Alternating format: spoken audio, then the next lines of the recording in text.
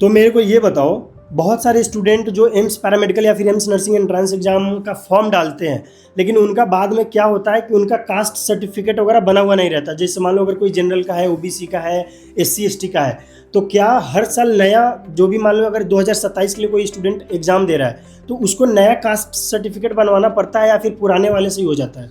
नया caste certificate बनवाना पड़ता है, वो भी एम्स देता है कि इस डेट के बिटवीन रहना चाहिए। तो अगर आप भी एम्स पैरामेडिकल या फिर एम्स नर्सिंग एंट्रेंस एग्जाम का फॉर्म फिलअप कर रहे हो तो एक बात का ध्यान हमेशा रखना कि जो भी आपका कास्ट सर्टिफिकेट होना चाहिए वो नया और इसी साल का बना हुआ होना चाहिए। और कौन से डेट का बीच का बना हुआ होना चाहिए वो आपको एम्स के प्रोस्पेक्टस में मिल जाता है, उसमें डेट मेंशन रहता है कि इस बीच का बना हुआ होना चाहिए। और जो भी डेट का मेंशन है मैं इस वीडियो के कमेंट बॉक्स में डाल दूंगा कि इस बार जो भी 2027 में जो एग्ज़ाम होने वाला है तो उसमें जो भी आपका कास्ट सर्टिफिकेट है वो कौन से डेट के बीच में बना हुआ होना चाहिए। बहुत सारे स्टूडेंट ऑनलाइन अप्लाई कराते हैं, तो ऑनलाइन अप्लाई करवाने के बाद उसको टाइम लगता है उस कास्ट सर्टिफिकेट को आने में।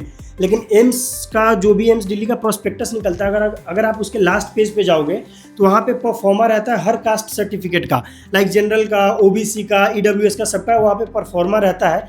आप वो परफॉर्मा डाउनलोड करके, और नॉर्मली सिग्नेचर होता है ब्लॉक में, और फिर उसके बाद एसडीओ या फिर आईपीएस वगैरह से साइन करवाना पड़ता है, तो वो एक दिन में बन जाता है। तो आप वो कास्ट सर्टिफिकेट एक दिन में भी बनवा सकते हो।